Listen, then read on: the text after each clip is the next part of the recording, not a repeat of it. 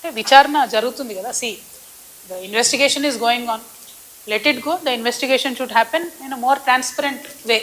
So I have nothing to do with it. I am like you, waiting for the result. I am hoping that this entire phone tapping thing will be concluded somewhere or the other. చట్టానికి ఎవరు కూడా అతీతులు కాదనడానికి మాత్రం మనము ఆలోచన చేసుకోవాలి. Same thing నిన్న కేసీఆర్ గారిని phone tapping పిలిచిన తర్వాత కూడా మళ్ళా వర్కింగ్ ప్రెసిడెంట్ కేటీఆర్ గారు మాట్లాడుతూ అనేకమైన అంశాలు చెప్పారు. విచారణకు పిలవడం నేరము ఘోరము అన్నట్టుగా మాట్లాడినారు. నేనేమంటున్నా, ప్రజా జీవితంలో ఉన్నప్పుడు అనేకమైన అంశాలు ఉంటే వాటి కాన్సిక్వెన్సెస్ ఫేస్ చేయాల్సి వస్తుంది.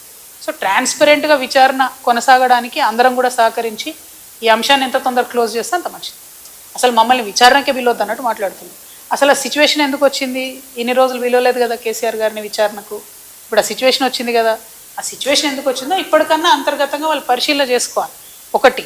రెండు, ఒకవేళ పిలిచిండ్రు అనుకోండి విచారణకు, పోక తప్పదు. ఇప్పుడు రేపు నన్ను పిలిచినా పోతా. నన్ను కూడా అప్పుడు ఈడీ సిబిఐ పిలిస్తే పోతే కదా, నేను చేసినా నేరం చేయలేదా అనేటటువంటిది నేను చేయలేదని నా మనసుకు తెలుసు, కానీ అది ప్రూవ్ అవ్వాలి కదా. ఇప్పుడు కూడా అదే జరుగుతుంది. సో చట్టానికి అందరం కూడా సహకరించాలి, పిలిచినప్పుడు పోతాం. కాకపోతే ఆ యొక్క ఆలోచన విధానం ఏదైతున్నదో అందులో మార్పు రానంత కాలం బీఆర్ఎస్ పార్టీని మాత్రం ఎవడు కూడా బాగు చేయాలి.